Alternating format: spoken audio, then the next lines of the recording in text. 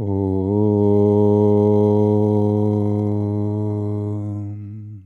Amriteshwarye Namaha. Om Amriteshwarye Namaha. Om Amriteshwarye Namaha.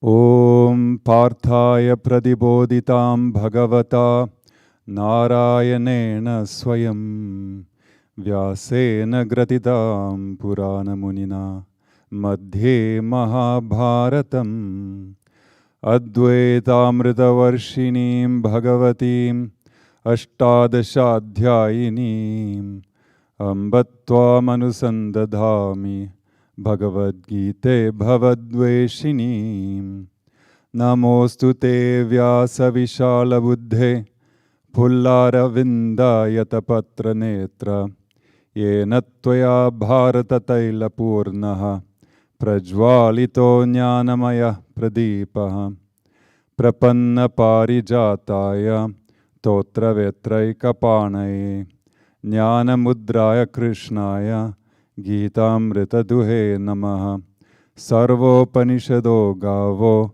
Dogdha Gopalanandanaha Partho Vatsya Sudhir Bhokta Dugdam Gitamritam Mahata Vasudeva Sudam Devam Kamsachanura Mardanam Devaki Paramanandam Krishnam Vande Jagadgurum.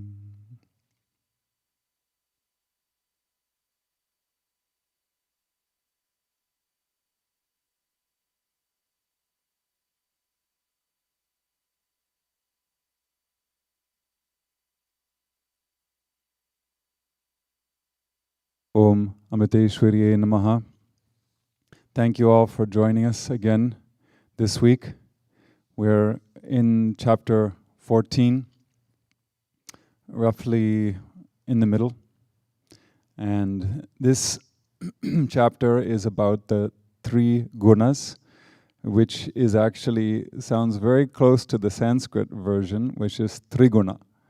So the three qualities that are the nature of Maya, which is Sattva, Rajas, and Tamas. We have all heard these words many times, but Krishna is in the process of explaining to us more detail about these qualities. And in this part, he's talking about the gunas from different angles. First, he gave us the definition of each one of them. Then he explained how they bind us, not just us, but all beings in the universe. And he also gave the indications of each guna. So all of these points are necessary for a spiritual seekers like us, because we have to be wary of getting trapped in that binding, that binding power of each guna. And we also need to know how to get out of that trap if we happen to fall into it unknowingly, unwittingly. So until we are really advanced to the point where we can transcend all three of the gunas, then we really have to just focus on increasing sattva guna as much as possible. That is the most pure guna, the one that contributes towards our spiritual growth rather than taking away from it. And ultimately we want to transcend all of them, but at this point I don't think many of us are prepared to go beyond name and form, so we have to try to identify more with the pure sattva energy rather than the other two. And it should be clear or made clear that only sattva guna in the mind will help us to progress on the spiritual path, because it is needed for us to understand the subtler spiritual teachings. If you've been following this chapter 14, especially that first half that we were covering, it's very heady, as we might say. It's very deep philosophy, and the 13th chapter was also very deep. So in order to understand these concepts, we need to have a clear, pure mind, not in the sense of like puritanical, thoughts, but having a mind that is subtle and can grasp those concepts without being distracted by too many desires. This is the definition of purity in the spiritual context, the Advaita, Amma's teachings. It just means that there are not so many things vying for attention. Every desire we have is one more voice that is crying and shouting at us, trying for attention. So if you have only one baby to nurse, you can nurse it very well. If you have 27 or 10,000 babies, you can't give any one of them your attention. So that's the concept. We just want one thing to focus on, and that is spirituality. And when there's only one, it's pure.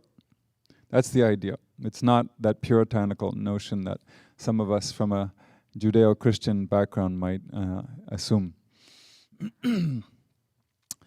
And Krishna said in the 2nd chapter, verse 45, the Veda's concern is with the 3 gunas. Now when he says that, I have to clarify, he means the Karma Kanda, or the part of the Vedas, which is about 75% of it, that teaches people how to attain their desires. So rather than having people just running wild and satisfying their desires, there's an organized way of doing it in the Vedas that doesn't hurt other people. But that's not the part that we're really interested in. We're interested in the Upanishads, the teachings of how to achieve or attain liberation. But here the reference is to the rest of the Vedas, which is the majority. It is concerned with the 3 gunas.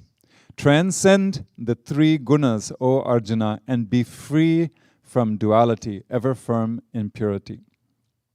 So early on in the Gita, he already tells Arjuna to transcend the gunas, and that's also a message for all of us. Last week, Krishna ended with a verse about what happens to a person if they leave their body when sattva guna is dominant. And today we're going to hear more from Krishna about what happens after death. But before that, because today's verses are not so difficult, it's a really good opportunity for me to share some of Amma's teachings and Amma's words about death, dying, and what happens after that.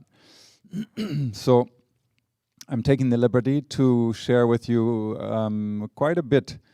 It's a good portion of today's thoughts will be basically Amma's words. So when asked about death in general, Amma once responded, there is a very subtle sheath covering our physical body. All our thoughts are imprinted in this layer, which, like a tape recorder, records all we do mentally, verbally, and physically while we are in the body. At the time of death, that aura, along with the soul's inherent tendencies, which just means vasanas, leaves the body and floats about in the atmosphere. This air-like thing, she doesn't define it so, crystal clear. This air-like thing cannot remain in our body after death. Round and shaped like a balloon, it travels through the atmosphere. It will take birth in a body that is suitable for its desires and attachments from the previous birth. Previous birth means the one that they just left maybe 5 minutes ago, or 5 months ago. According to their actions, each jiva, she's going to explain what jiva means later, each jiva will go to a particular plane, which is what Krishna talked about last week. In that state, the jiva has no physical body, but will still feel thirst and hunger. Due to the actions done in their previous birth, they will feel as if they are stuck in the middle of the ocean. They will have a lot of unfulfilled desires, but cannot satisfy them. When she says they have a lot of unfulfilled desires, that means your average person.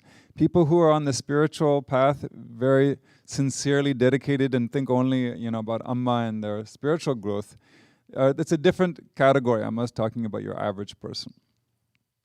This aura that surrounds every human being will become darker and darker as we become more selfish, egocentric, and wicked.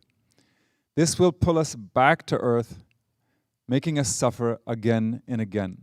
So like I said, it's a normal, your average person. However, if we cultivate and develop good actions and good thoughts, the same aura will become golden in color, which will help us evolve to the higher planes of awareness. Don't get mistaken, like gold is better, like not silver. No, it should be gold. The idea is it's a different aura in that person. So don't get too obsessed with the colors. The idea is that we want to have our awareness at a higher plane so that we can understand subtler spiritual concepts.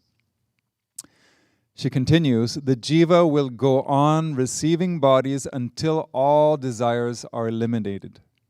Eliminated, not satisfied. Be very clear about that, because there is no satisfaction for desires. By definition, they are never satisfied. So she very clearly avoids that word, and she says, until all desires are eliminated. So that's our job, to eliminate the desires. The next birth will be according to the thoughts that one has at death. And we talked about that last week, I think. We said that, he said that like a sattvic person will go to a higher birth afterwards. And then we remembered that in chapter 6, Krishna said it depends on what your thought is. And Amma explains, at the moment of death, only the unfulfilled and strong desires will decide what you will become in your next life. If they are godly thoughts, then you will become a devotee. But if they are worldly thoughts, you will be again thrown into a world of vasanas. This is why it is said that you should cultivate divine thoughts through sadhana, through your spiritual practice. You cannot think of God all of a sudden, especially at the moment of death, right? When all the life force is leaving us and we feel so helpless. Only if this thought is firmly fixed and established through constant practice will it come at that crucial moment. That's why it's important to live a spiritual life, not just when you're 80 years old and you say, oh, now it's time for renunciation. No, it doesn't work like that. And then hearing this description, one young man said to Amma, so the next birth is determined by your last thought. So does that mean that a person who thinks dying of a house will become a house in his next birth? And Amma said, no. She laughed really hard and said, no. It's not necessary that he become a house, but he might become a carpenter, a mason, or an architect, which makes very good sense. Amma has also responded to questions about rituals performed for departed souls. Now, I know in the past, say, year and a half during COVID, many people have lost loved ones and relatives and acquaintances, perhaps in India or abroad. Not as much here in the U.S., but we've been hearing stories as well in the U.S.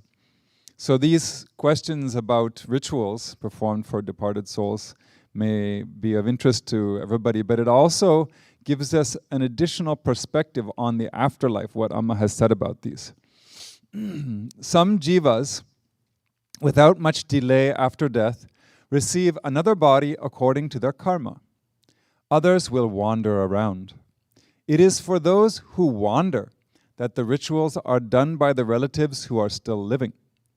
By chanting certain mantras with concentration, it is possible for us to help the jivas to get a higher birth and stop their wandering. It's amazing. You can reach out to somebody who's left their body already. The scriptures say that the departed soul will remain in the atmosphere for up to 3 years after death. Feelings of attachment persist even after death. Feelings of I and mind that ignorant souls have toward their relatives. Feelings like my sister, my mother, and so on. The relatives also continue to consider the deceased soul as belonging to their family. Through this bond, when the relatives offer oblations to the departed soul with concentration, love, sincerity, and a strong resolve. See, we have our own sankalpa also. The departed soul will feel the effect and be uplifted, gaining peace, or perhaps even a better birth. That soul ascends to the higher worlds when the relatives perform puja for its sustenance. If the oblations are offered in the right way, they will reach the soul for whom they are intended. Some people continue to perform these oblations even 3 or 4 years after the death of their relative. But this is more for the sake of remembrance than anything else. In other words, it's not really needed because the period is over, but people may do it just as a remembrance of that person. And now this is another little more cryptic explanation. After death, some souls come to a standstill. They can neither see nor hear anything. They neither enter the plane of the Paramatman, the Supreme Soul, nor do they enter the world of the Jivatman, the individual self. They stand in between that which vibrates and that which does not vibrate. When the purificatory rituals are performed by those thinking of the departed ones, the departed soul is purified and can again take birth. It's like they're not stuck anymore. This is what happened in the case of Subhagan. Now, if you've read Amma's biography, you would know that Subhagan was her older brother, the one who gave a lot of grief to the family.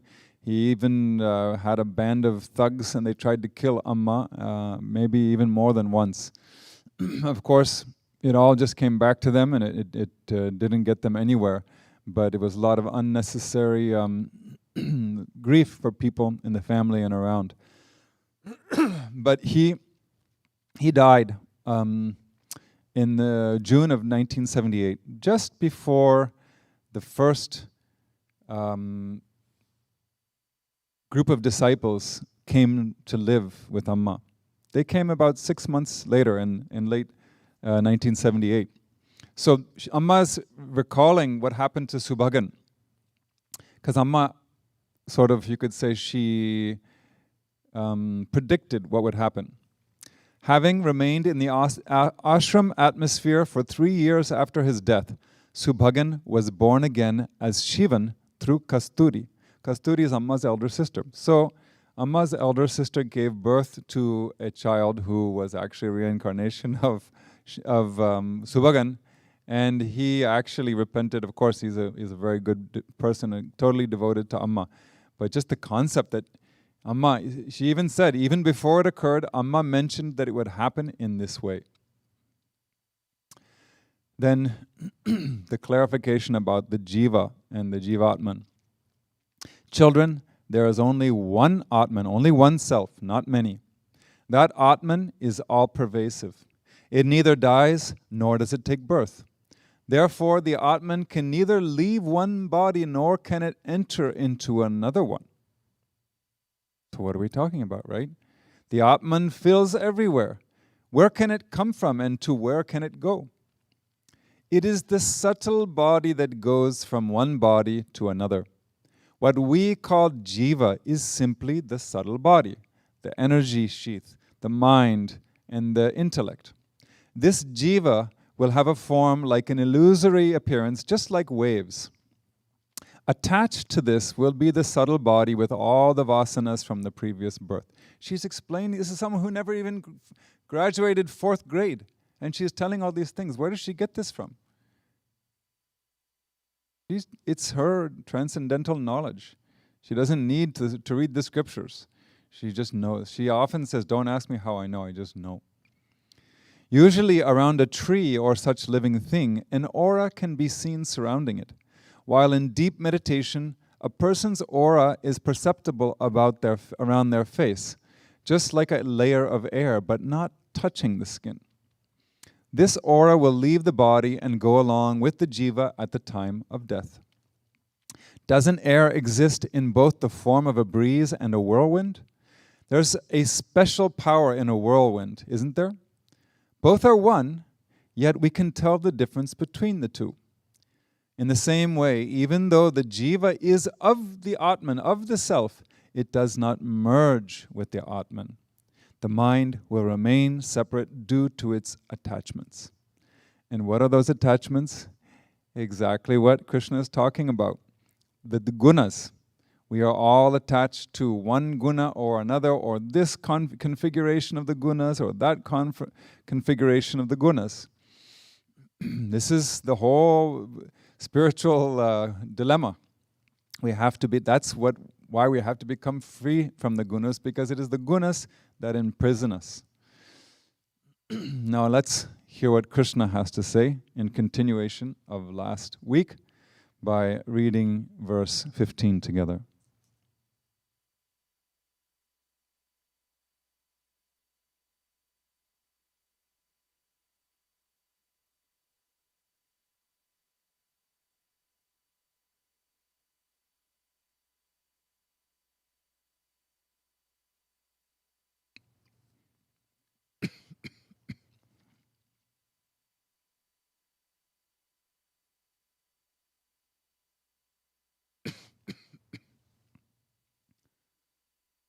Rajasi pralayam gatva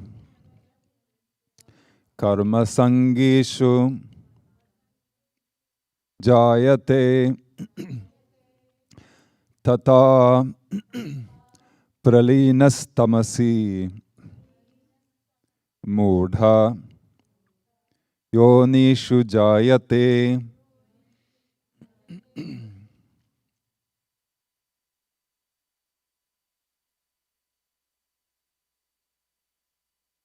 So I've taken quite a few liberties this week in the translation. And I explained it before. It's just because that when the ashrams printing the Gita, they have to sort of include the commentary in the translation, otherwise, the readers may take it in the wrong way. Here we're already going to explain the meaning, so I'm going for more of a literal version of the words.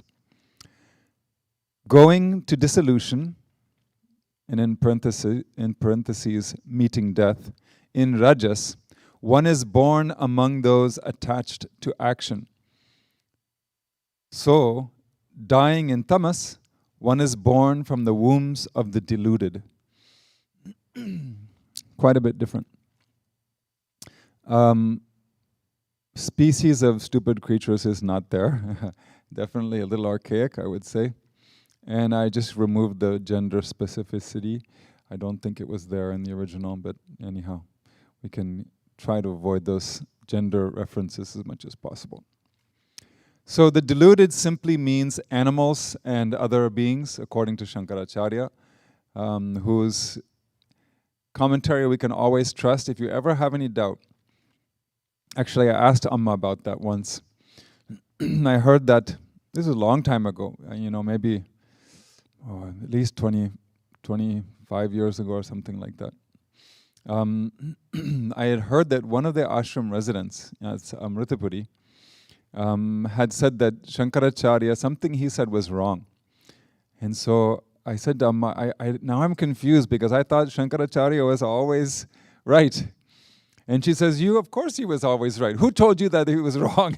And then I was in a pickle because I didn't know whether to rat on the guy or what. But she pressed me. I mean, of course, I'm not going to lie. I told her who it was.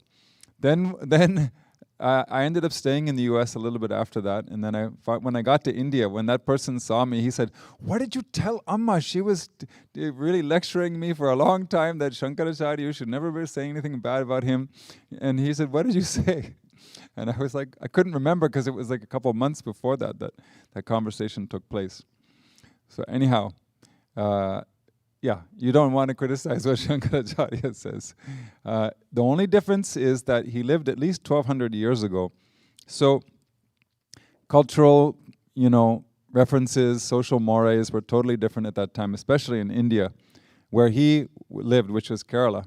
And even though he traveled to India, he's from Kerala, and it's been one of the most conservative states in India since time immemorial. So, there will be some difference in mores, etc. So, what does this verse talk about? It's talking about the fate of both Rajasik and Tamasik people after they leave the body, right? So the Rajasic person will again be born among those who have an attachment to actions. Now what does that mean? It doesn't mean cows and dogs and birds, because they're not attached to anything. They're kind of programmed. They just do whatever is necessary. Even lions. I remember when I went to Kenya, that time when Amma went the first time, I was the booby prize for someone who wanted Amma to come to their place, which was a huge ranch, 100,000 acres. Amma couldn't go, so I was like the consolation for them. And then as part of that, we went out at night and they took me somewhere, and there was a pride of lions there. And the guide drove us in this Jeep that had no windows, right? And no doors. It's a Jeep. And he parks the Jeep about maybe 50 feet away from all these lions, wild lions. And then he turns off the engine. I was like, don't you want to keep the engine running, you know? And he says, no, they're not dangerous. And I said, what do you mean? He says, they just ate. So they're not going to hurt anybody. And I was like, how do you know? I mean, because I didn't know anything about lions, but that's the thing. They don't have any attachment to actions, or they don't hunt when they're not hungry. They won't bother you. But human beings will bother you all the time. And human beings are always full of desires and attachment. So those who have an attachment to action means only human beings. And human beings, as far as I know, are only here on Earth. So it means we're going to come back to this planet. And you should know that in India's tradition, the Earth, or is called Bhagavad, it's considered to be the world of actions, but not just random actions, actions that, in the sense of purificatory actions, like how we purge our karma. So it's the only place that we can purge our karma and vasanas through karma yoga. All other lokas, all other worlds, are considered to be only for the experience of pleasure or sorrow, suffering. So we could call Earth like a work-study arrangement, because we're learning spiritually, and the remuneration is good karma, or reduction of bad karma. The higher worlds are kind of like temporary vacation destinations, and they only drain our karmic bank balance. This is what Amma has said many times. You may have heard her say that. And the lower worlds are like penitentiaries where we do time to pay off our debt to society. So in sum, sattvic people get a higher birth, Rajasic people maintain the status quo. And what about Tamasic people? Well, we have to look at what kind of people that would mean. It means people who are dominated by tamas. So by definition, they won't do anything selflessly. They won't even consider it. They have no interest in inner purification. They probably don't even think about karma. And they have no interest in pursuing spiritual knowledge, which means they just live an animalistic life. And by doing so, they're showing that they don't need a human body. You can still do the same thing in the body of a dog, a pig, or anything like that. So they get an animal body, and then they can relish that animalistic lifestyle even more. Because the precious human body is only given for someone who actually deserves it and will make use of it. Maybe they got that for some reason, but they didn't use it for spiritual pursuit, so they didn't get it the next time. And that word deluded is the closer to the original Sanskrit instead of stupid. I think that's, I don't know where that came from actually. And what does that refer to? It refers to animals, and even lower, not because we don't like them, not because we think that they're stupid or that they're deluded, in some animal way, but it just means compared with human beings, they haven't yet evolved to the level of yearning and pursuing a spiritual life. There may be exceptions. There are stories in the Puranas about how people, advanced spiritual souls, for one reason or another, had to be reborn as an animal. It's the exception to the rule. So we're talking about all the other trillions of animals that weren't a sage in their past life. So this is really the only thing that is unique about the human life, is that we can attain moksha in this birth itself, if we use it properly. And specifically for that purpose, we have been given a highly developed intellect compared with most animals. But if a person never uses that intellect for spiritual pursuit, it's almost as if they didn't use it at all, because that was the only reason why we're given that, is to judge between good and bad, and what is selfless and what is selfish, and try to do more good things for the world and for our spiritual upliftment. So if we waste the intellect in this birth without using it for those purposes, then we don't get it the next time. That's the general concept. And if you really waste your life, then it's possible that you can come back as a plant or an insect, as we see in the Kata Upanishad or Kata Upanishad. It says there, some jivas enter the womb for assuming human bodies, others go into the unmoving in accordance with their karma and knowledge. So unmoving means plants, and maybe something like an amoeba that hardly moves. So the summary is, a lower birth can mean that of a lower human being, like an asura in a different dimension, or it could be an animal, a plant, insect, and so on. And Jnanadev says the same thing. He says, if the being gets a call from death when tamas is dominant, he secures for himself again a tamas-ridden body in any of the orders, like an animal, bird, tree, or insect. We might think it's great to be a bird or something like that, but in the wild, they're constantly in fear of predators. There's no moment that they can actually relax. Unlike us, we can sit and relax. We don't have to worry about a hawk swooping down and picking us up and eating us. Same with the trees. They don't have that much. Only we are their only enemy, but we do a lot of damage to trees. And insects are always hunted as well. So it's not a great life, just to be assured of that. Now we have seen the fate of all three types of people. And this is the fourth topic. After the definition of the gunas, after the method of binding and their indications, Krishna started talking about what happens after death when you have one guna or the other predominant. And now, in the next verse, he's going to talk about what happens in this world when you are dominated by one guna or the other. And let us find out about that by reading verse 16.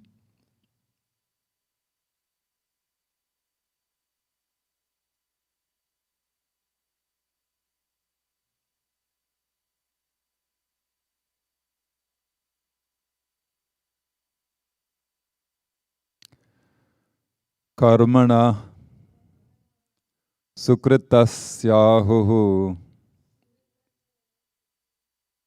satvikam nirmalam bhalam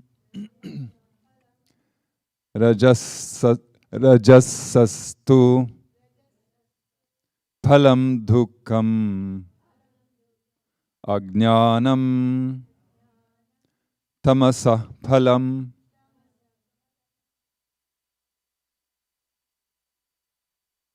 I didn't change this too much.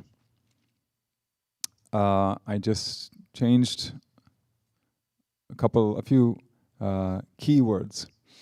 The fruit of righteous, and we can add in parentheses, good action, they say, is sattvika and pure. In parentheses, joy, wisdom, and dispassion. So that is the actual meaning of pure. But we're putting it in parentheses here because it's more of a commentary. Verily, the fruit of rajas is sorrow, and parentheses, pain, and ignorance is the fruit of tamas.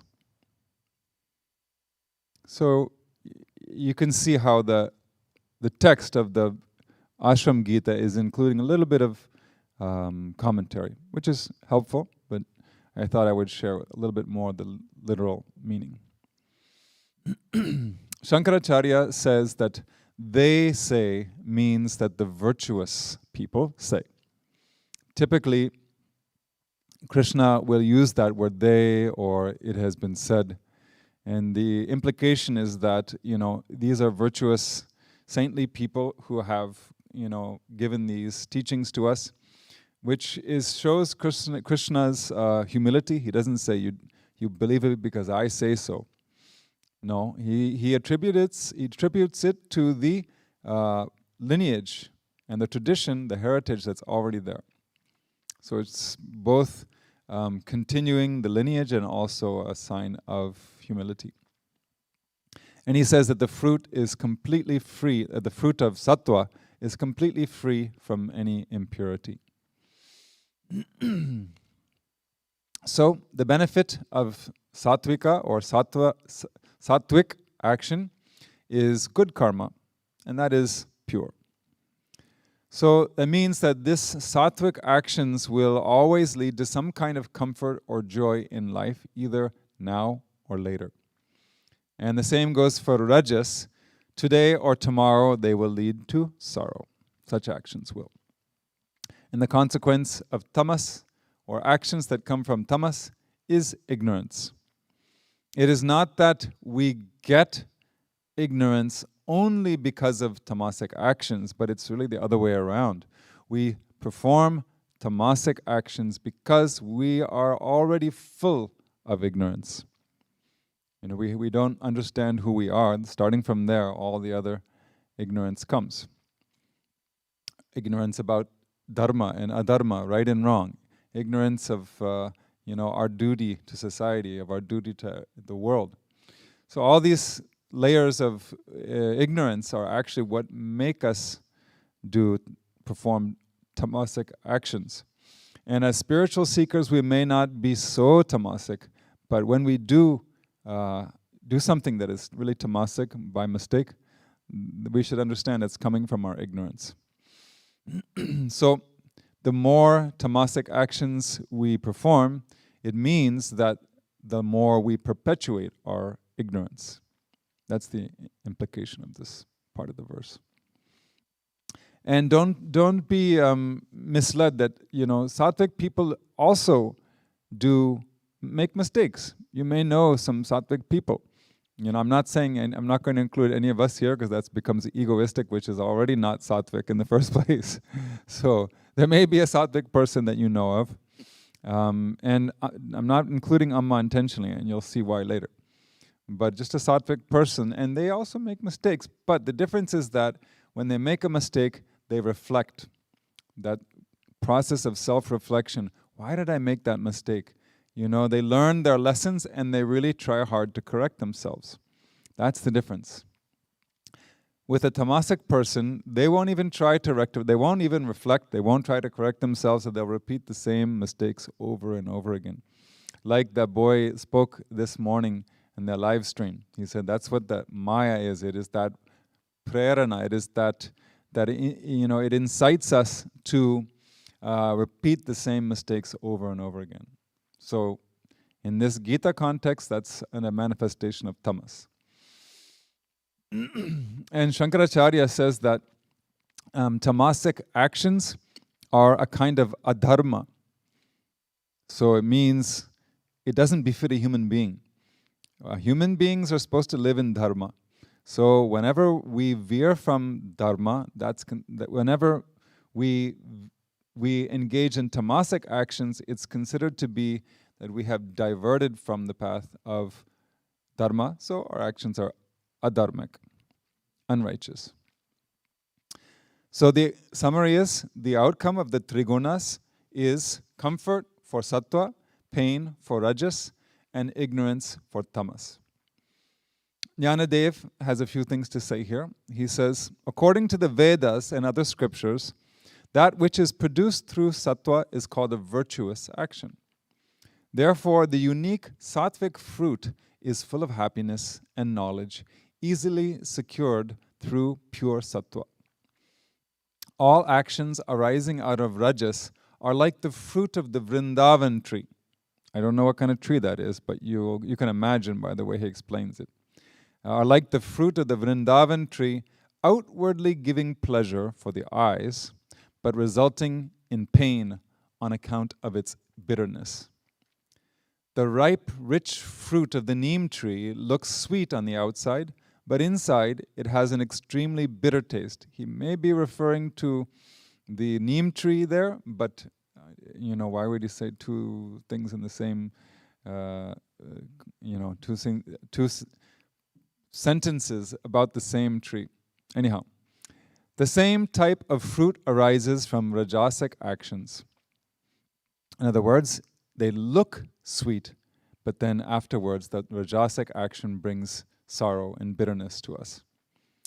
All actions arising from tamas yield ignorance as their fruit, just as a poisonous fruit is the yield of a poisonous tree. Makes very clear sense, right? If the tree has some poison in it, that's going to be, and there are some berries and things that if you eat, you get sick.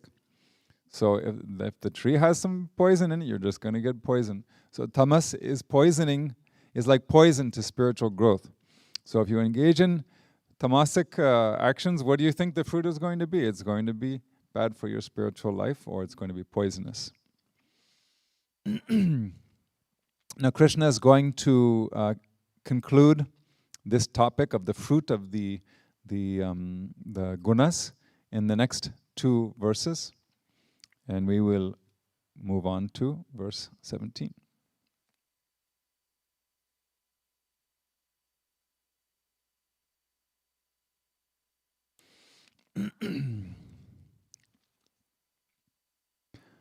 Sattvat sanjayate jnanam rajaso lobha evacha pramada mohau tamaso bhavatto jnanam evacha.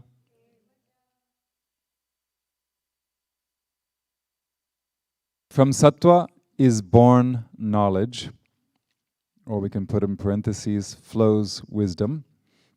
And from rajas, greed, heedlessness, delusion, and ignorance arise from tamas. Not a whole lot of difference from the original. So this verse is really pretty much a repetition of the previous verse, put in little bit different language. Previously, he said that the result of sattvic actions is pure, and here he says that knowledge is born from sattva, but we know that the purity is what enables us to acquire some knowledge, so they're very similar. And we should remember that this kind of repetition never comes by chance.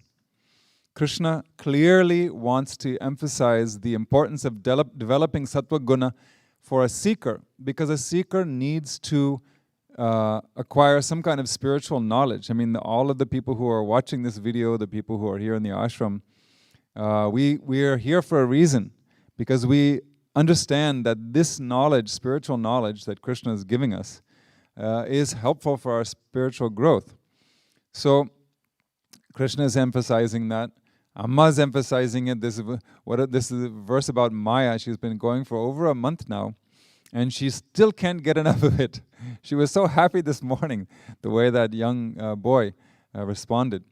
So she's also encouraging us to deepen our understanding. So there's no confusion about why repetition is needed. And from Rajoguna, only greed is developed more and more, as Krishna said in chapter 3, verse 37. When Arjuna asked him, what is it that makes us do the wrong thing even when we don't want to? He says, it is desire, it is anger, born of Rajoguna, all-consuming and most evil.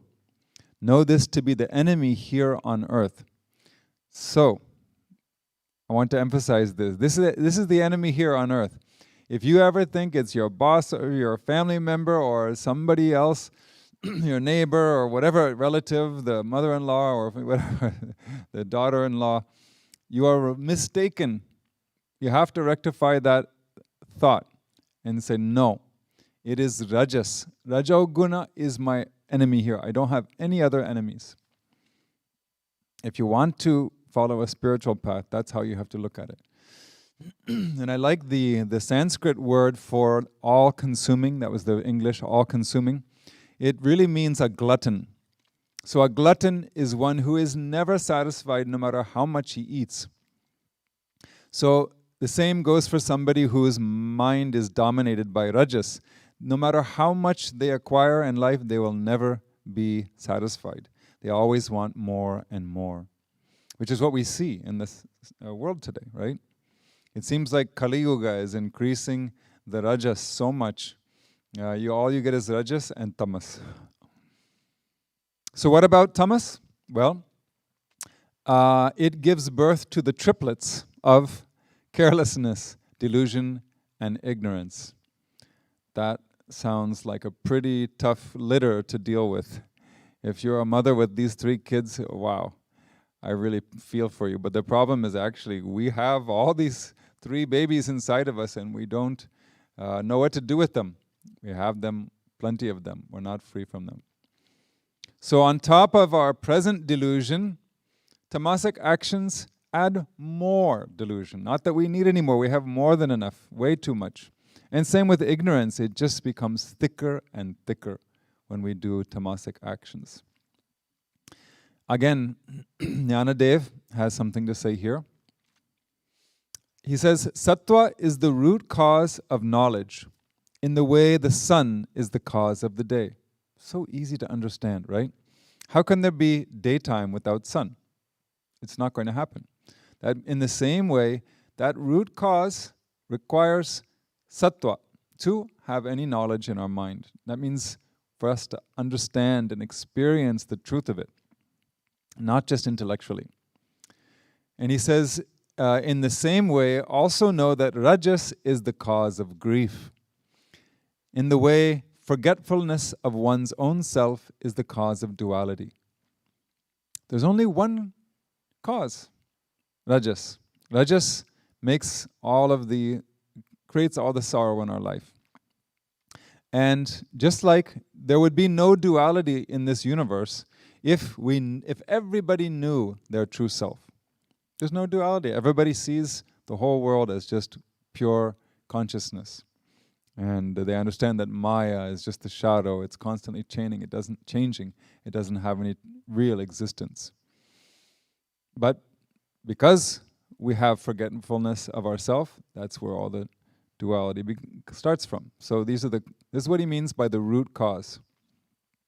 And then Jnanadev speaks on behalf of Lord Krishna to Arjuna.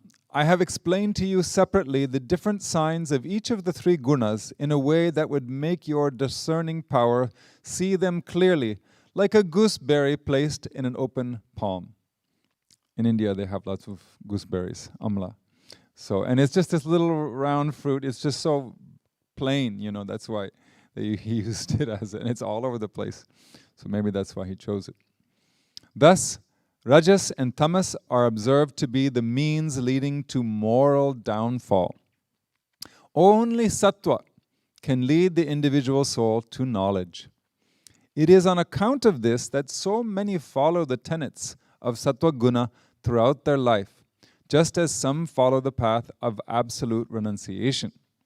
Okay, this means this path of absolute renunciation, he calls it the 4th kind of devotion, which consists of identification of the Jivatma with the Paramatma. It means those who are already, it's jnana bhakti, a quote-unquote devotee who really just, there's no worshipper and there's no object that's worshipped because that duality has disappeared.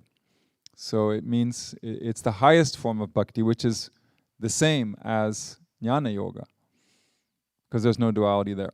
But we're not there yet, so we can refer to the first part of that, where he says, so many follow the tenets of sattva guna throughout their life. Period. We can put a period there because we're not beyond duality. And this is what Amma's doing. If you see how she lives her life, everything, she is so sattvic about it.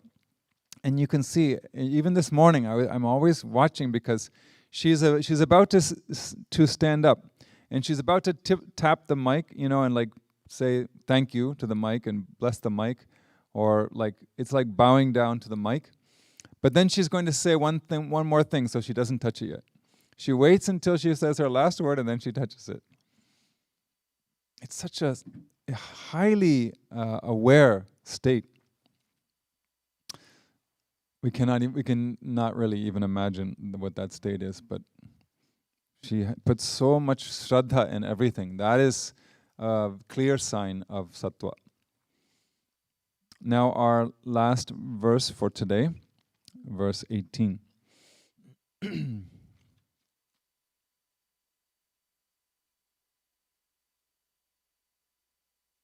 Urdhvam gachanti sattvastha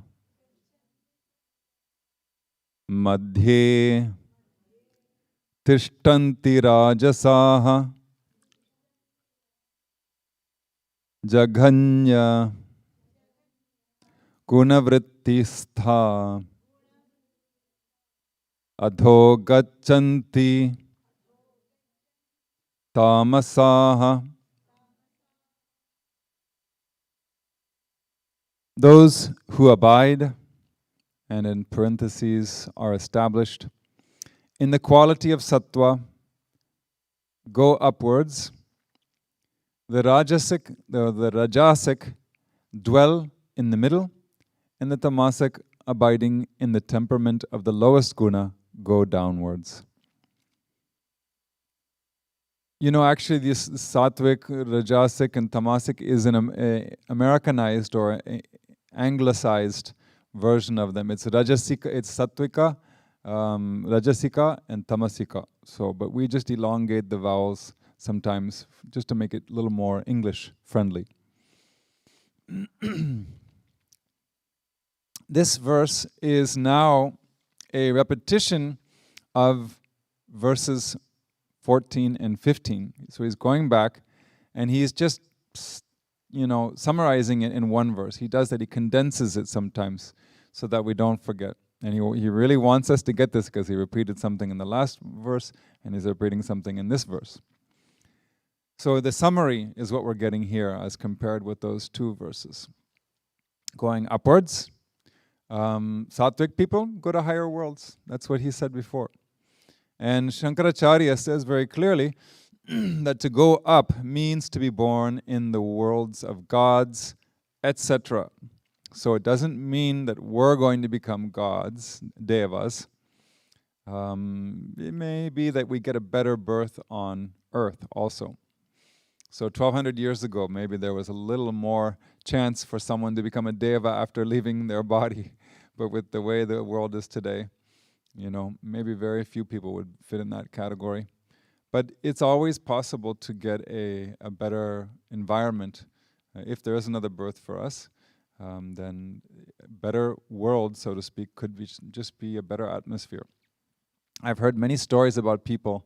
In fact, one woman gave a talk 2 days ago, right? 2 or 3 days ago. She said that she was brought up in a family that was riddled with addiction and violence and all that. So even such a person ends up at Amma's feet. So through the Sattva Guna, if a person like that doesn't get liberation in this life, the next life, instead of going to a different world, they might just get a much more conducive family atmosphere for spirituality. I'd rather have that than go to heaven and come back down and start all over again. So dwell in the middle. Well, the middle is actually Bhaloka, right where we are now, unless YouTube is capable of transmitting to other lokas, which I don't think is possible yet. So Shankaracharya says Rajasic natures are born among human beings. Actually, I read that, which is how I knew that the previous reference was only to human beings.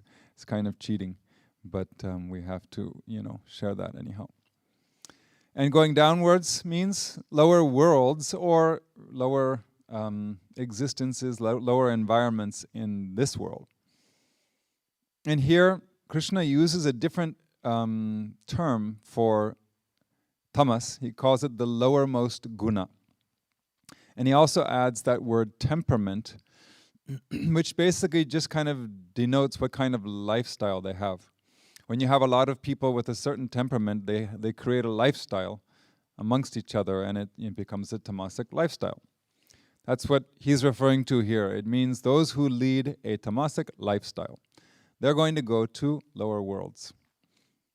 And what kind of lifestyle is that? Well, Shankaracharya tells, well, it's marked by sleep, indolence, and so on, and so on. And they are born in animal wombs, he says. So this is one thing we see when animals are not in pursuit of some kind of food or survival. Most of the time they're just kicking back and relaxing. But which means that they have nothing to do, and you don't see them meditating, even though they look very sattvic. It's because they are innocent. The sattvic quality we see in nature is due to innocence. It's not due to purity from spiritual pursuit. We shouldn't confuse those two. They're completely innocent. They have no ill will. They're programmed, so to speak. It's just instinct. So they look so beautiful, that's why. So keeping in mind that though a particular guna may be dominant, we should also understand that there are various degrees of higher and lower worlds. Just like we have various degrees of tamas, rajas, and sattva, there are varying degrees of higher worlds and lower worlds. In fact, there are 14 worlds, it is said, in the Indian spiritual tradition. 7 higher worlds, like different heavens, you could say. And Earth is the lowest of those 7 heavens, you could say, higher worlds. So we're a little bit above the curve, you could say. We're just above average. And there are also 7 lower worlds, which we could call like different hells. And we should understand that these words, higher and lower, are not to be taken in a spatial sense. There's no way to have any spatial reference between the worlds. So we could say that upper means better and lower means worse, that's all. And the reason why is because each world is like a different dimension. It has its own space-time, so to speak. If we take the spiritual jargon and convert it to our jargon, it would be like space-time.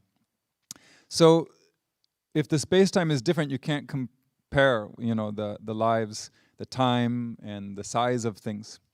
So we even have some examples of that here on Earth, because they say, like, I think a cat, 1 year for a cat is like 7 years. Sorry, 1 year for a human is 7 years for a cat, or something like that. And dogs have their calculation, and so like that, time goes faster for them. For us, it goes slower. Something like that. So it's impossible to describe these worlds in terms of our space-time here on Earth. So let's say you have a dream, just to make it clear that these worlds that we're talking about, higher and lower, are not really, equivalent in a spatial way.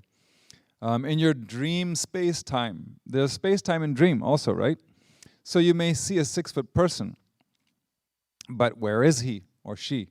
Because it's all happening in your mind, and there's no space there like we know here. And you wake up and there's no 6-foot person anywhere, so you can't compare. And then in your dream, months may go by, but in actuality, in the waking state, it was only a few hours. So there's no logical correlation between the dream space-time and the waking space-time. So in the same way, we can say that there's a ceiling up above and there's a floor below, and because these are both in the same space-time, but we can't say like, well, the waking state ceiling and then the dream state floor. There's no correlation with each other. So like that, we cannot compare our world with the higher worlds or lower worlds he's talking about. And you might remember that we learned earlier, I think it was in the second chapter, second section of the Gita, that one day in Brahmaloka is equal to 2,000 yugas on earth. Now, the last time I checked, that was about 10 billion years, or close to 10 billion years. That's one day for Brahman, so, and that's a different dimension. So, in that case, we're the, worm, and Brahman is the human being, so to speak. So, it's all figurative, just think of it that way. It's really referring to superior or inferior in quality or character or karma. That's all.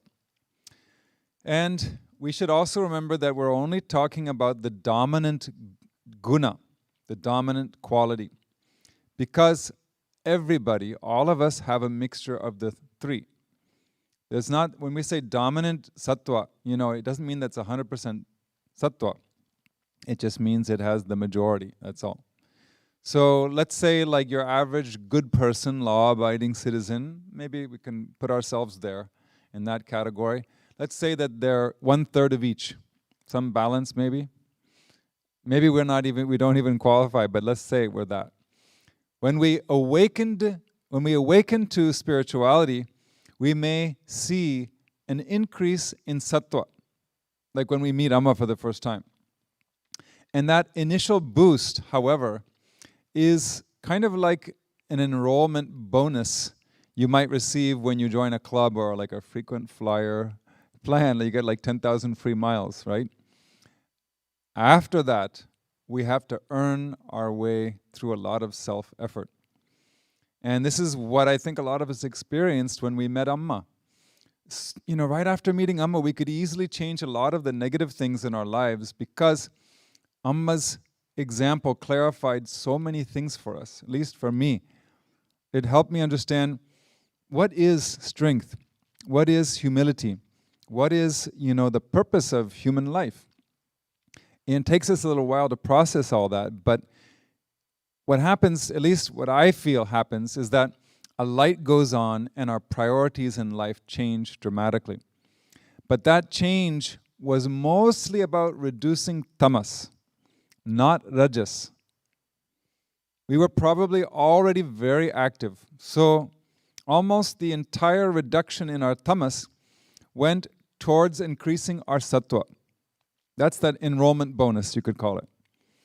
But over time, we find ourselves running into a brick wall. We may find ourselves. I hope you don't. But Amma has said that it's not uncommon for people to run into a brick wall. A seemingly unsurmountable wall of tremendous height. This is what people say sometimes. What is that wall? That's the question. We have already reduced the tamas as much as we can. We wake up early. We don't indulge in many things as we used to. We relinquished much of our selfishness.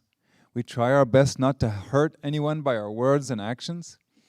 And we might feel like, well, what is there left for me to do? Where do I go from here? Where do we go? My personal feeling, now this is not some scripture or Amma, it's just what I feel. I may be wrong. But I feel that that huge wall is the rajas within us. It's the restlessness, impatience, haste, worry, fear, anger, jealousies. All these negativities are coming from rajas, like Krishna said in chapter 3. So even if we reduce our tamas to say like 10%, it was 33% before, perhaps 1/3 if we're balanced. So, which we're probably not anyhow, but let's say we get it down to 10%. The amount of sattva we can cultivate is still limited by how much rajas we can decrease. Right? Because you can't have like 100, we're talking about the capacity that a person has. So the ratio, if we could speak of such a thing. You reduce your tamas, but that, initially it went towards the sattva, but are we more rooted in rajas or sattva? If we're more rooted in rajas, whatever tamas we eliminate is just going to go towards rajas, which is better than tamas, but still it's not getting us to the sattva stage. That's what we really yearn for, In fact, one of the questions today is about how come I can't sit still. So it's that. The deep-seated rajas in our subtle body becomes the main obstacle in our attempts to increase sattva guna. In fact, the tricks the Rajasic mind plays on us feels like downright sabotage once we realize that we've been duped. It's like, darn it, he did it to me again. I fell for it again. Happens all the time. Depending on the person, the Rajoguna may be so deep-seated that we can only eliminate it very slowly. But what do you do in the meantime? It feels like it takes so long. So we might start feeling, in the beginning, I made so much more progress, but now I've been coasting for such a long time. Am I going backwards? Ever felt like that? People say they feel like that. That's why I'm sharing it. I think everybody goes through a period like that.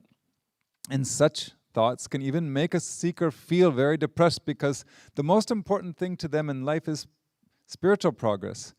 But they feel now they're being denied both worldly and spiritual happiness. That can happen. It's the rajas. That's what I feel. That really robs us of both of those. But the good news is that, again, this is my interpretation, it's not a dead end. Though a massive reduction in rajas may not happen all at once, we do have a lot of free will in how to direct that rajas.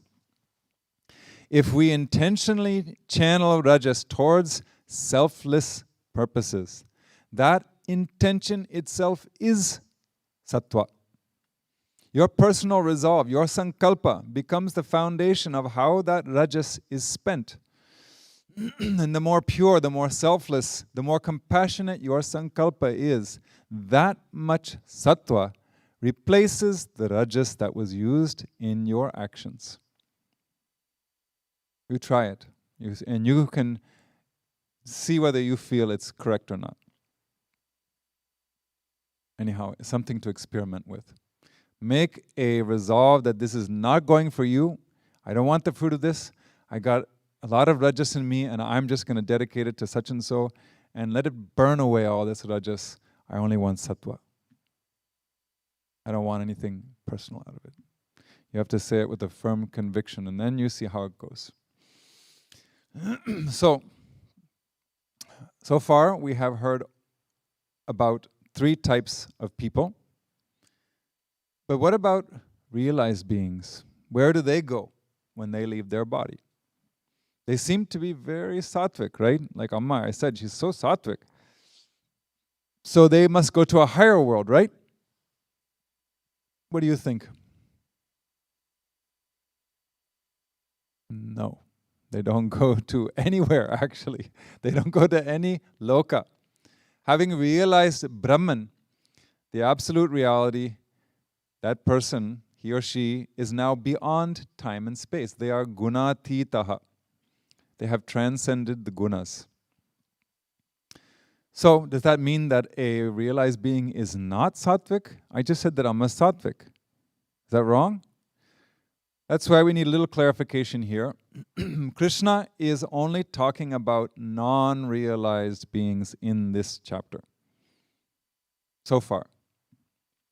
So, he's talking about someone who has not realized the self yet, but he or she left their body before moksha. Maybe they didn't have amma in their life. They had obstacles in their life or whatever. So they have to take another body. But due to their effort, they're going to have a higher birth than the last time. They'll have more chances to practice spirituality. In the case of a realized being, they look sattvic, but in reality they are beyond the gunas. They have this mind, universal mind, that is pure sattva. But they know they are not that mind. That's the difference. They know all the time. There's never a second when Amma doesn't know that she is the Atman, Brahman.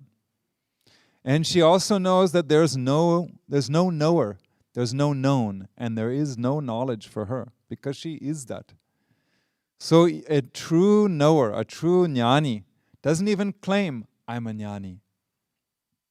Because that is a statement of who they are. But in Amma's case, there's no I other than the Atman. And the Atman has nothing to claim. It just is. So why should it say, I'm a jnani? And you'll never get Amma to say that she's a realized being. She makes some tangential references occasionally when, like an off-guard moment, she might do that. But she won't come out and say, hey, I'm a realized being. What do you think? What do you think I am? So if anybody says, I'm God realized, better think twice about that one and see if they're really what they say they are. Shankaracharya concludes his commentary on this verse with these words. In the preceding chapter, it was briefly stated that the cause of a man's worldly life, marked by births in good and bad wombs, is attachment, which consists of the experience, I am happy, unhappy, deluded, etc., with reference to the gunas, whose essence is pleasure, pain, and delusion. These experiences accrue to a person subject to ignorance, right? Not a God-realized being, by being caught in the clutches of the gunas. Like we said a little while ago, we are caught in the clutches of the gunas. Such a person is apt to think that he is involved in prakriti, involved in maya. In this chapter, that brief statement, see, up to that was referring to the previous chapter. In this chapter, that brief statement that was given in chapter 13 is expanded in verses 5 and onwards, in which are set forth the nature of the gunas, their operations, bondage, and the destiny of the one bound by them. So he's showing how the connection between chapter 13 and 14. And Jnanadev, he's surprisingly mild here in this chapter, this part of the chapter, compared to his usual graphic references. He says, those who conduct themselves in the sattvic way assuredly become the kings of heaven after abandoning their body. Similarly, those living in and dying in rajoguna are born as human, where they have to receive one and the same plate, a meal consisting of rice and dal in the form of pleasure and pain, and death is never far away. I guess it's a little graphic. It's just so visual, you can just get it. This is what I'm eating, pleasure and pain. That's the meal that I'm being served every time I take a human birth. Those who vacate the body while dominated by tamas become the owners of the deed to the land of hell. Wow. Here's the deed, it's yours. You now are the proud owner of something in hell. Have fun. Right? So I think we all would not like to have that deed be bequeathed to us. So we have to avoid tamas as much as possible. And what is next in the Gita? Well, Krishna is going to enter a crucial topic in verses 19 and 20. These are the central verses of chapter 14. And in fact, all the verses up to this point are kind of like preparation for these two verses that we're going to cover next. And Shankaracharya says, as a prelude, now is the time to explain the nature of liberation through right knowledge. Ready? Next week. You get to hear about that next week. This week, I finally have some time to answer some questions. So we will look at those and see what we have.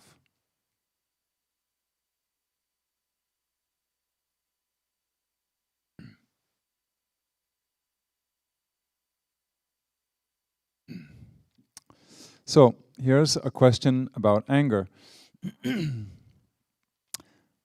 I rarely get angry towards other people, but I get angry at myself for doing wrong things or with lack of shraddha, or did not plan my time well and run out of time, etc.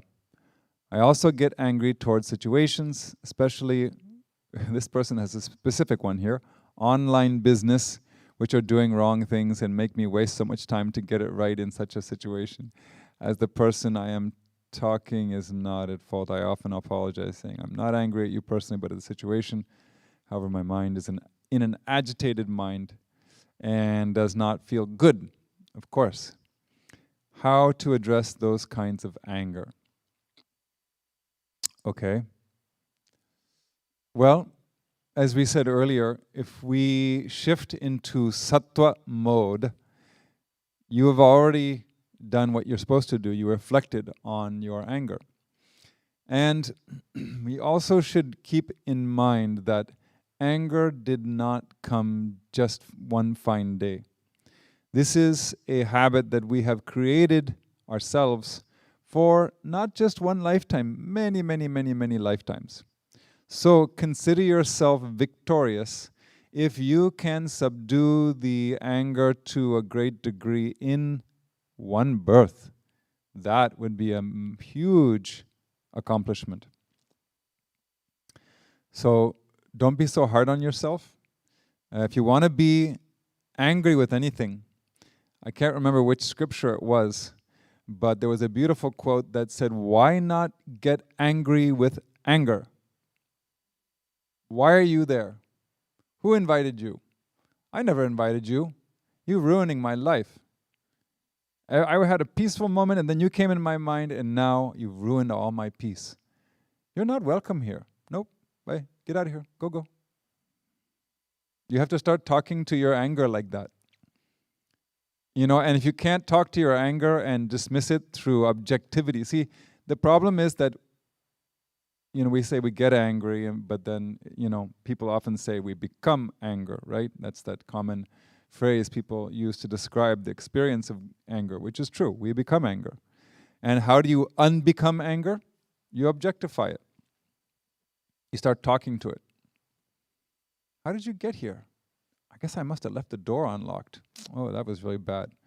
And now, how do you lock the door? Go back and chant your mantra again. Chant the mantra constantly.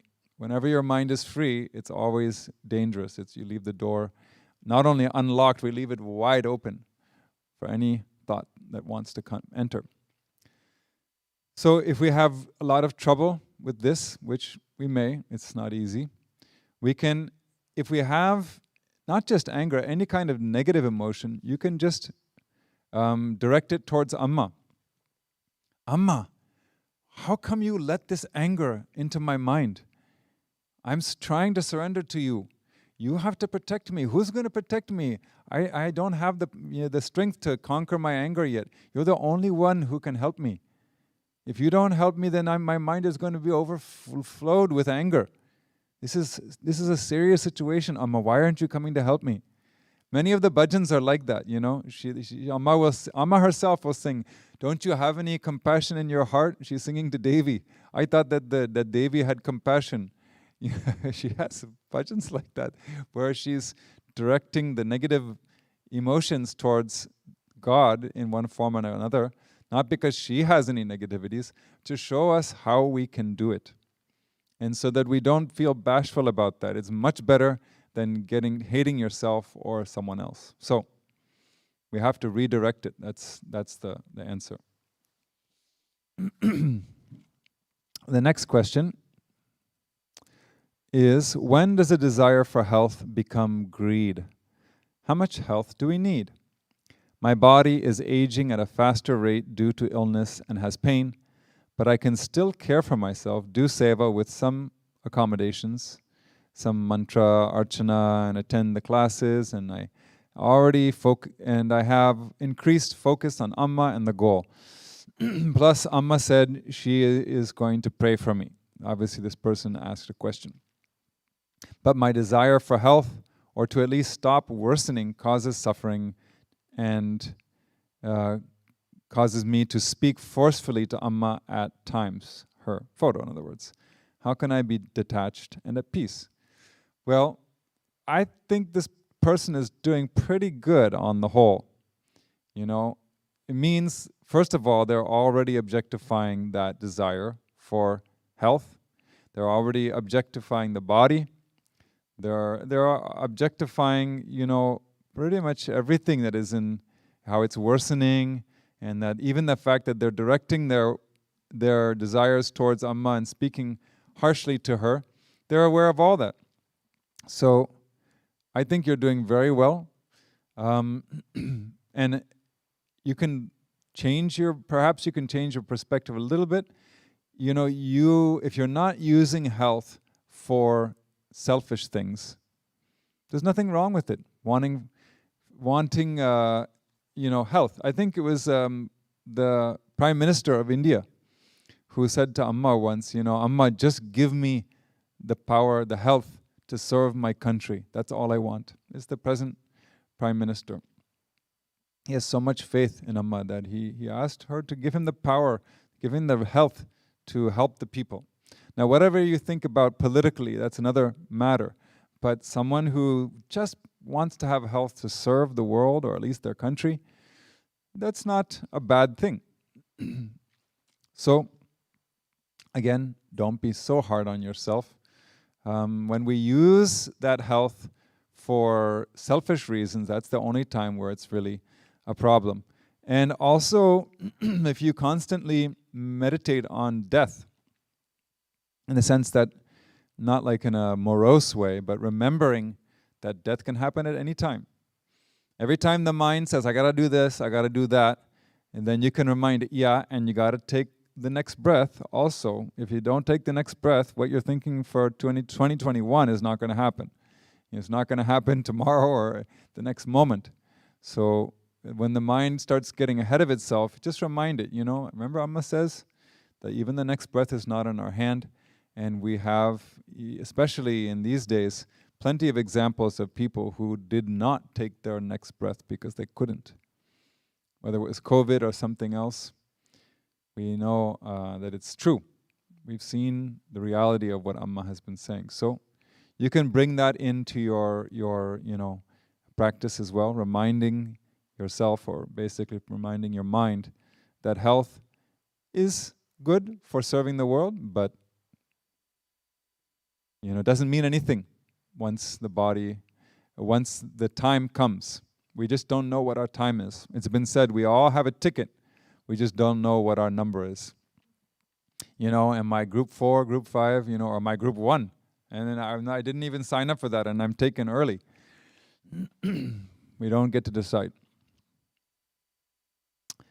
So remind your mind of that, and the health would probably be used more wisely as a result. So I still have time for maybe a couple more questions. This person is talking about the morning sessions with Amma.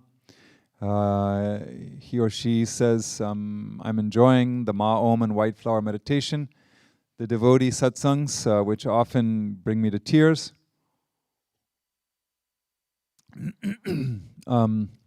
As many stories are very moving.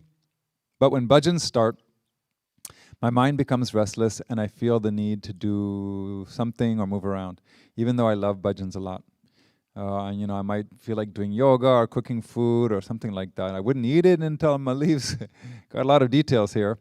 Or I want to organize something or putting away something. So you get restless during bhajans, and this person feels it's painful because they're so helpless. Then I stop, sit for a moment, and again get up to do something else. I feel there is a battle inside of me, guilty of not staying fully focused on Amma. All these questions are evidence that you're already getting the upper hand. These people have the awareness of that tendency. Just think how many people there are like that are not even aware of it. That's what Amma has said to many people, even me, when I first told her that my mind is playing so many tricks on me. It's hard for me to meditate. She says, you're already making progress because you're aware of the fact that the mind is playing tricks on you, and before you were not. So this is progress. You have to give yourself a little bit of credit, not in an egoistic way, but as a kind of a motivational speech to yourself. We need that sometimes. And this person was saying that Amrita Puri doesn't occur because they don't have all these other things to deal with when they're in Amrita Puri. So a simple life makes it easier and less things to think about.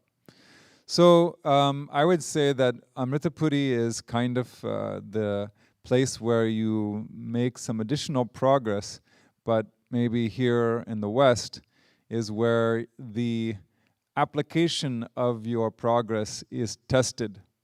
This is the battleground. That's the training ground. This is the battleground. So both are needed.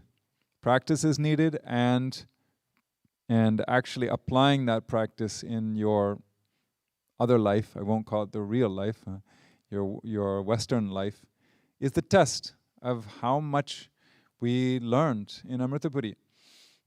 Because in Amritapuri, don't forget, it's not just the fact that you don't have bills to pay and things like that. It's Amma's presence. You know, don't forget about that. Amma's boost is just like, you know, I would say that's 99%, and just the other things are 1% maybe. So when you're in Amritapuri, we are all uplifted by her, and we are able to do things that we cannot do on our own. That was the thing that drove me crazy in my early years with Amma. Every time I left Amritapuri and went back to Japan, I just became a different person, and I really disliked that other person. And I think you're also experiencing the same thing. We have that rajas within us, even when we're in Amritapuri. It's not that it goes away. Amma's presence kind of subdues it.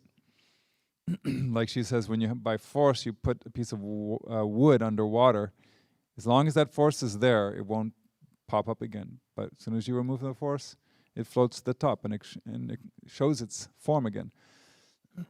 So, you know, in Amritapuri, it's not so much that we are, you know, you could say like suppressing our tendencies, but that you know, tremendous boost of Amma's physical presence keeps them under control. She's controlling them, not us. So, but when we come back home, you know, we have to really face the music, as they say. It doesn't mean that we are stuck with those, though.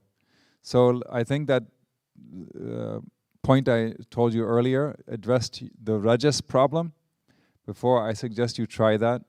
Make a very clear sankalpa that what you're doing is for someone else. Now, if you're just going to, you know, cook some food, that doesn't qualify.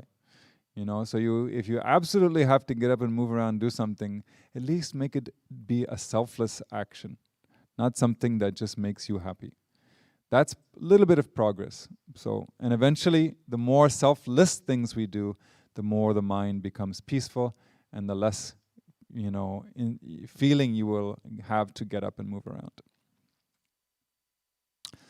If this is a short question, I will be able to answer it. Yes, it looks like a short question. Let me make sure it's the right one. Yes, okay.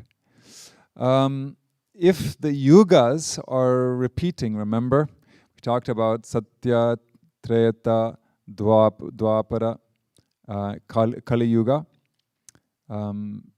They're in a cycle, so it just never ends. This person is asking, if the yugas are repeating, am I going to be born again in the next Kali Yuga, also with my same personality, same parents, husband, children, and Amma, and incarnating as Mata, Amritandamayi, Devi, and Kerala? Or is it like once you merge in Amma's energy, you don't have to be there in the next Kali Yuga, or never have to come back to earth? That's a good question, I guess. How many times we ride the merry-go-round is up to us. Now that you're asking this question, and now that you're obviously listening to the Gita, it means that you have been given, you could say, from Amma or from Krishna, the opportunity to focus your life on liberation. So, if we get this beautiful boon from sages of the past and Amma, our sage of today, and we don't use it, then we don't use it properly, or we don't use it enough, we'll be there at least for another birth, a few more births. That's all up to us. It's really all up to us. So but I'm, from the person's question, I'm sort of imagining that he or she really would like to be free and done with the repeated births and deaths. So yes, once you merge in Amma's energy, or which means basically realizing the self.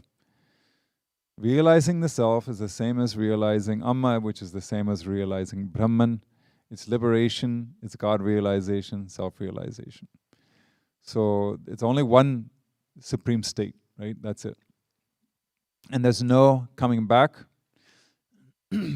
unless, as Amma says, we at the time of, just at that moment of realization, if we make a resolve that we want to come back and help other people, then she says that's also possible.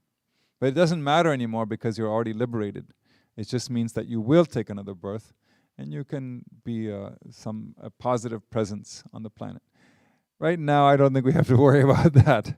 At the time of liberation, if that happens, it happens.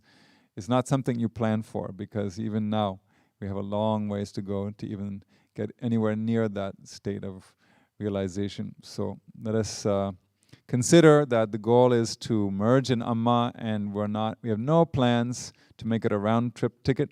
It's a one way, we go and we don't come back. And then there's no more, yugas at all. In fact, time itself is gone. Space-time is gone. We realize that it's all an illusion cast upon us by Maya. So realization means going beyond Maya, so none of that matters anymore. With this, I will conclude today's class. I did leave one more question. We'll get to that next week. And we'll close with a couple of prayers. And as always, you're invited to join us for a short meditation after this. And for those who do not stay on for the meditation, I will mention that the bhajans this weekend will be here in Chicago. You can tune in with us on Saturday evening, our time. And we will have another Gita class next Thursday. And if I'm not mistaken, next Sunday is the 4th of July, and we will be having a Mahasudarshana Homa here in Chicago Ashram. And everybody is welcome to look at that online and see if you want to sign up for it. Participation will, of course, be limited to those who register, like the in-person pujas used to be. And but you can take a look at that, and we will see you either Saturday, Thursday, or Sunday next week. And next week's bhajans will be from the East Coast again. Om Satoma Sadgamaya Tamasoma Jyotirgamaya Mrityorma Amritam Gamaya. Om Shanti Shanti Shanti. Om Lokaha Samastaha Sukhino Bhavantu. Lokaha Samastaha Sukhino Bhavantu. Lokaha Samastaha Sukhino Bhavantu. Om Shanti Shanti Shanti. Om Shri Gurubhyo Namaha. Harihi Om.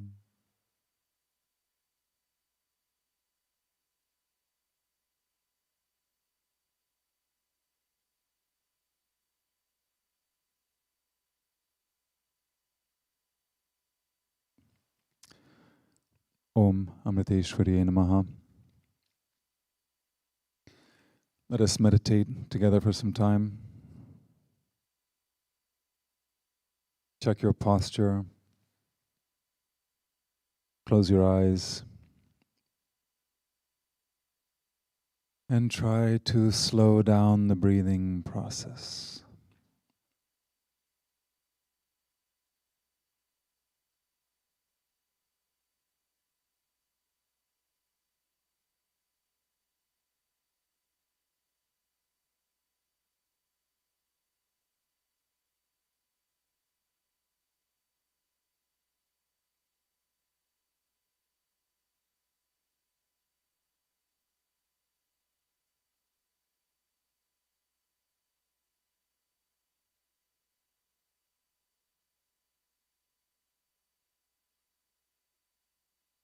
With each long, deep breath, you feel the mind going deeper and the thoughts slowing down as well.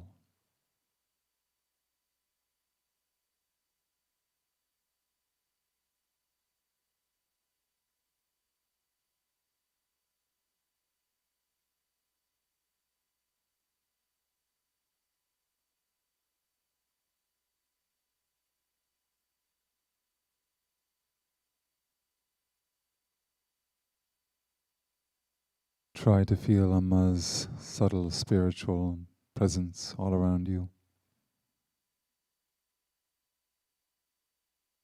Feel yourself as though you are in her lap already, in her loving embrace.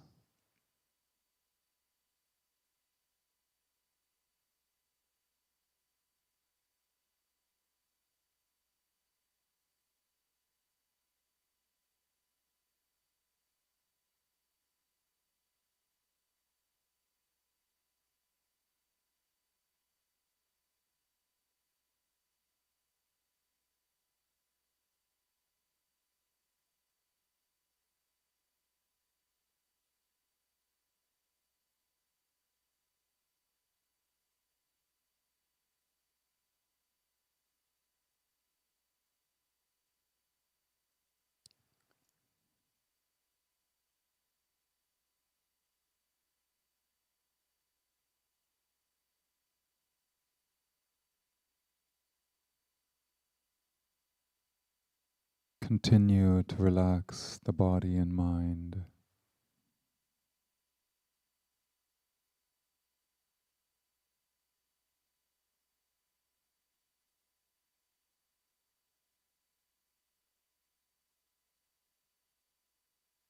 In that relaxed state,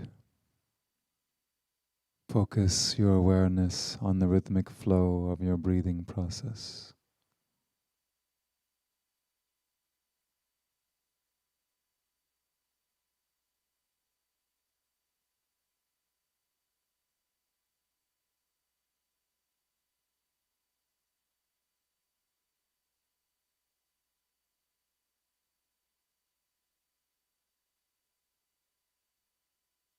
Be fully conscious of each and every inhalation and exhalation.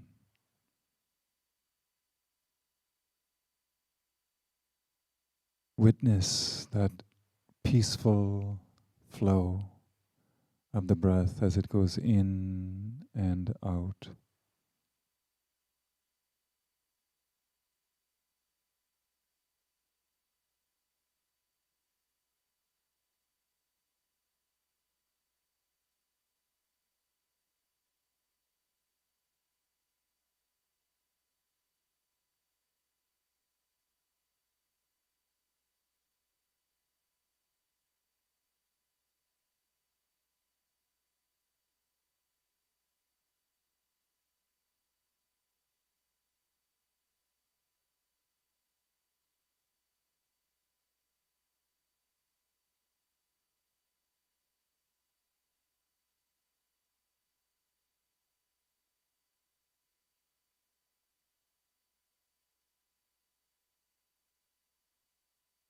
Just as you are witnessing the breathing process, try to be a witness to all the entire body.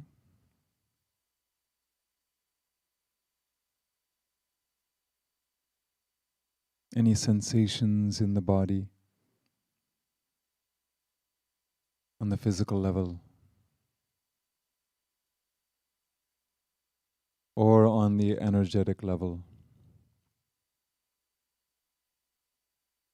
Remain a witness to it, like you are observing it in a mirror.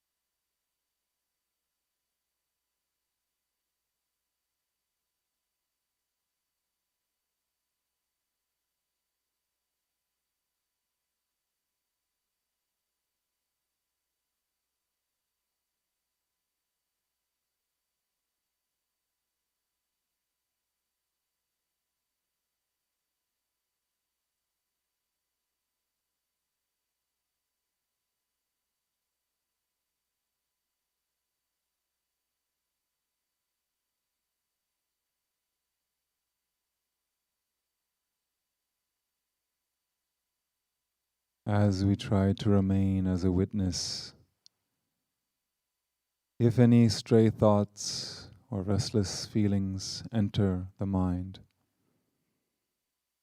that too we can witness.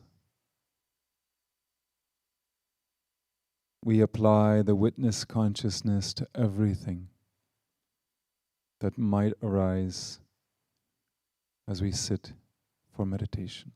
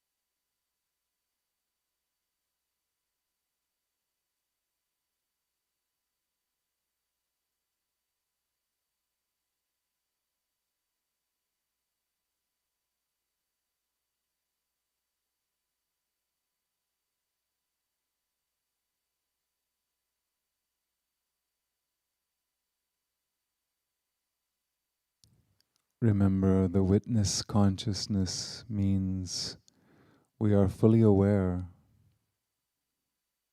We are aware if a physical sensation comes or a thought arises, but we don't try to suppress it or become involved in it. We are aware and witness, and that is all. We watch it go away as well.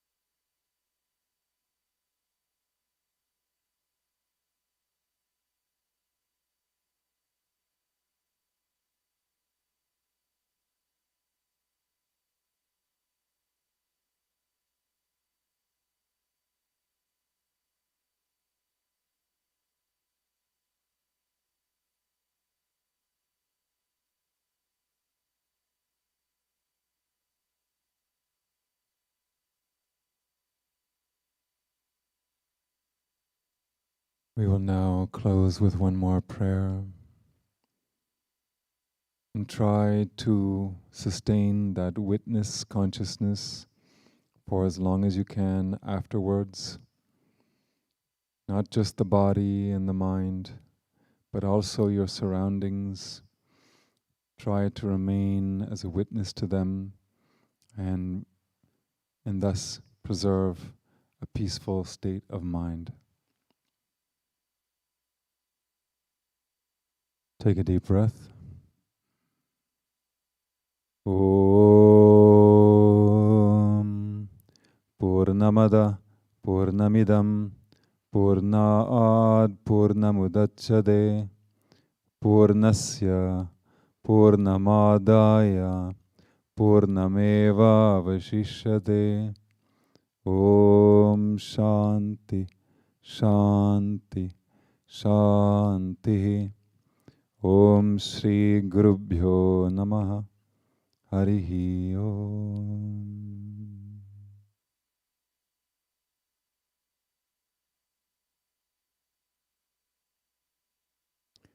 One more long deep breath. And as you exhale, you can slowly open your eyes.